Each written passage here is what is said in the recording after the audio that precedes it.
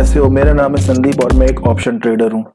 मैं आज इस टॉपिक पे बात करने वाला हूँ कि जैसा कि आपने देखा है कि सोशल मीडिया में आप लोगों को बहुत कुछ इस तरह के शॉर्ट्स और वीडियोस रील्स देखने को मिलती हैं कि आप ऑप्शन ट्रेडिंग से एक रेगुलर इनकम कमा सकते हो।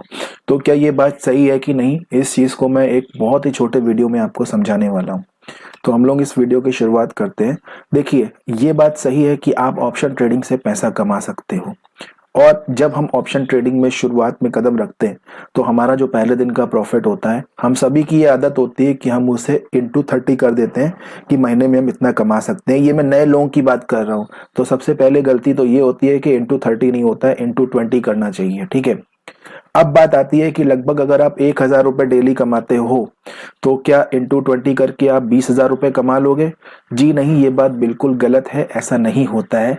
मार्केट में कभी भी ऐसा नहीं होता है। ये केवल कैलकुलेशन होती है। ये कैलकुलेटर पे अच्छा लगता है। ठीक है। अगर हम मार्केट में आए हैं तो हमको लॉस भी होता है। अब हम एक जनरल सी कॉमन सी बात कह लेते हैं कि क्या ऑप्शन ट्रेडिंग के थ्रू पैसा कमाना इतना आसान है? तो मैं इसके बारे में आपको जवाब दे देता हूँ एक बड़े क्रॉस के साथ। जी नहीं।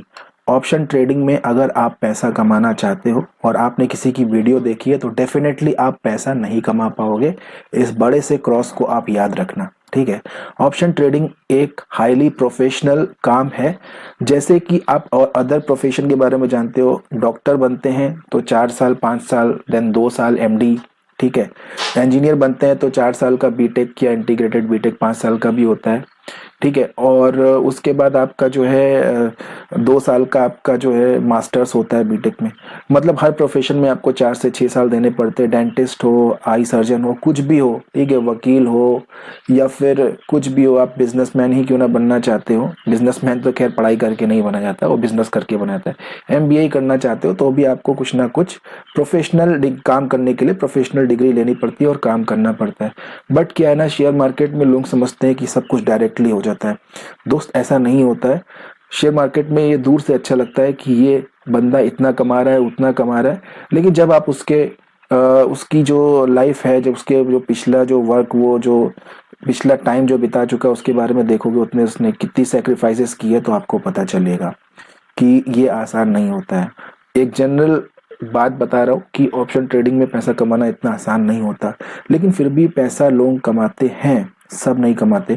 क्योंकि आपको पता है कि समय समय पर सेबी का जो डेटा आता है उसके हिसाब से देखा गया है तो 100 में से 90 लोग तो फेल हैं। वो कंसिस्टेंट लॉस बना रहे हैं। ठीक है। और रिटेलर जो है पूरी तरह से फेल है। तो दरअसल पैसा फिर भी कमाते हैं 10% लोग। वो कौन है? देखो, ये वो लोग होते हैं जो गिर के बार बार संभलते हैं, फिर गिरते हैं, फिर संभलते हैं, और लास्ट में इनको वो चीज़ आ जाती है जिस चीज़ के थ्रू आपको पैसा कमाना होता है। तो ये 100 में से जो 10 लोग होते हैं ना, वो 10 लोग कौन होते हैं पता है? उन 10 लोगों को लास्ट में ये समझ में आता है कि जब उन्होंने शुरुआत की थी at the beginning of this career, उस समय उन्होंने जिस चीज को सोचा था कि नहीं यार, इस तरीके से तो पैसा बना ही नहीं सकते, आखिरकार वही तरीका लास्ट में काम आता है। उनको ये समझ में आता है कि हम ढेर सारा पैसा मार्केट में नहीं बना सकते, हम छोटा छोटा पैसा बना सकते हैं मार्केट में। हमें हर बार प्रॉफिट नहीं होता है कि हम अगर 1,000 रुपए अगर डेली बना रहे हैं तो हम उसे इंटू 20 नहीं कर सकते, क्योंकि हर दिन प्रॉफिट वाला नहीं होता है। बल्कि ये जरूर होता है कि 1,000 इंटू 12 कर सकते हो, बाकी 8 दिन आपके लॉस हो सकते हैं। फिर आपका थोड़ा स्किल और अच्छा होता है तो 1,000 इंटू 14 कर सकते हो, बाकी 6 दिन आपके जो लॉस होते हैं। इसी तरह से आप प्लस और माइनस करने के बाद मंथ एंड में जो आपका पैसा बनता है वही आपका प्रॉफिट होता है। Option trading. ठीक है। तो लोग क्या करते हैं जनरली कि ऑप्शन ट्रेडिंग के वीडियोस देख के ऑप्शन ट्रेडिंग में कूद पड़ते हैं। अगर आपको सच में ट्रेडर बनना है तो आपको ऑप्शन ट्रेडिंग में बिल्कुल भी नहीं आना है। ठीक है। ऑप्शंस ट्रेडिंग हो या फ्यूचर ट्रेडिंग हो, बिल्कुल भी नहीं आना है। जो फ्यूचर होते हैं वो बहुत ही वॉलेटाइल होते हैं, 10 से 15 पॉइंट कब निकल जाएंगे पता ही नहीं चलेगा। ऑप्शन जो होते हैं उनमें डीके बहुत होता है, थीटा डीके। कई तरह के डीके होते हैं, जो टाइम डीके होता है वो थीटा डीके होता है, ये बहुत गंदा होता है। ठीक है। तो ऑप्शन में जब तक मोमेंटम नहीं होता तब तक आपको जो है प्रॉफिट नहीं होने वाला। फ्यूचर में जब तक आप बिल्कुल सही नहीं होते, एक्यूरेट नहीं होते, जो कि आप बिल्कुल भी शुरुआत में नहीं होने वाले हो एक्यूरेट, तब तक आपको प्रॉफिट नहीं बन पाता। जब भी आप डायरेक्ट ऑप्शन या फ्यूचर ट्रेडिंग में जाते हो तो शुरुआत में आपको ह्यूज लॉसेस देखने को मिलते हैं। इतने लॉस देखने को मिलेंगे ना कि आप कह दोगे कि मैंने तो सच में बहुत गलती कर दी, लेकिन फिर भी निकल नहीं पाओगे। तो क्या तरीका है मार्केट में एंटर करने का? मार्केट में देखिए, एंटर करने का जो सही तरीका है वो है कैश सेगमेंट, जिसे हम कहते हैं स्टॉक्स में।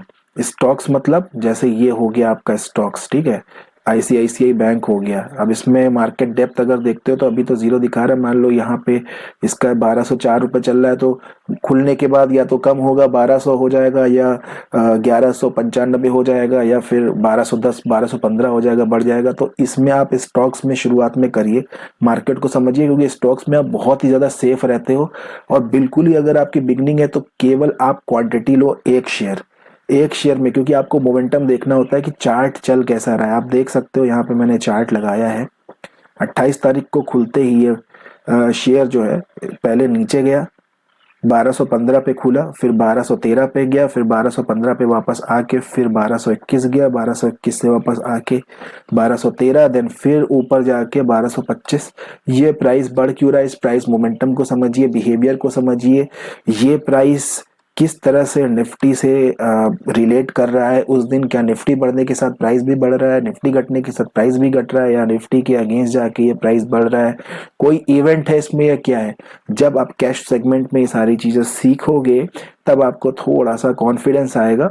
और बिल्कुल भी ओवर कॉन्फिडेंस नहीं रखना चाहिए अपने ऊपर, केवल कॉन्फिडेंस में काम करना चाहिए और चीज़ों को सीखने की नीयत होनी चाहिए हमेशा। अप्रोच आपका सीखने का होना चाहिए। जैसे जैसे आप इसको सीखोगे तो आप 6 महीना 8 महीना कैश सेगमेंट में बिताइए छोटी क्वांटिटी के साथ, फिर आप अपनी क्वांटिटी को बढ़ा सकते हैं। अगर आप 1 से शुरुआत की है तो आप 2 महीने बाद अपनी क्वांटिटी को 5 कर सकते हैं, अगर आप इजीली उसे झेल सकते हैं तो। उसके बाद आप 10 करिए, उसके बाद आप जो है 20 करिए, अकॉर्डिंगली फिर आप बढ़ते रहिए, फिर 50 कर सकते हैं। और ज्यादातर लोग जो कैश सेगमेंट में काम करते हैं वो ज्यादा पैसा कमाते हैं, ठीक है, वो मैं बता रहा हूँ, क्योंकि ऑप्शन ट्रेडिंग में ज्यादा पैसा दिखता है बट कमा नहीं पाते लोग। वो केवल हाईली प्रोफेशनल लोग ही कमाते हैं, और वो लोग कमाते हैं जिनके पास थोड़ा ज्यादा पैसा होगा। हालांकि ज्यादा एक्सपीरियंस वाले ज्यादा कमाते हैं, मैं ऐसा मानता हूँ, ठीक है।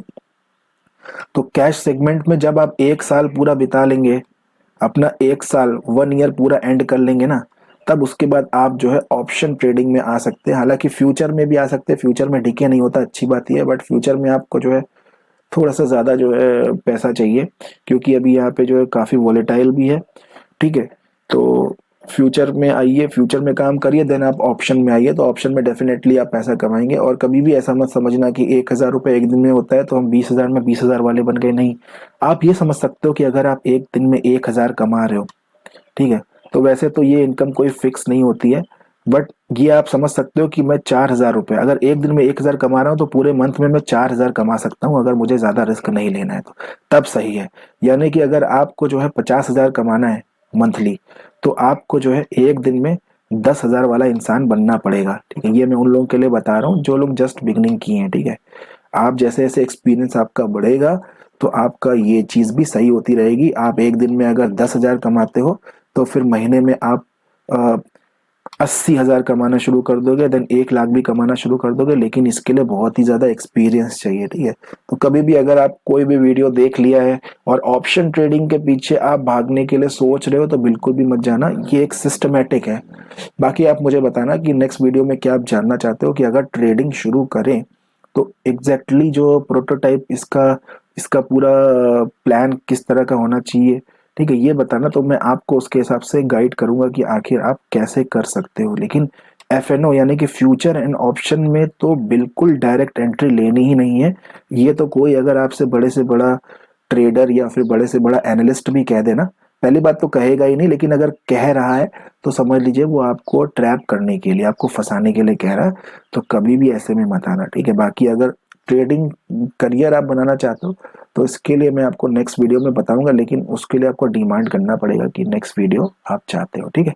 सो गाइस, इस वीडियो को मैं छोटा रखना चाह रहा हूँ, इसलिए मैं जो है इतना ही बनाना चाह रहा हूँ। अगर कोई पॉइंट समझ में नहीं आया तो वो भी please let me know in the comment section.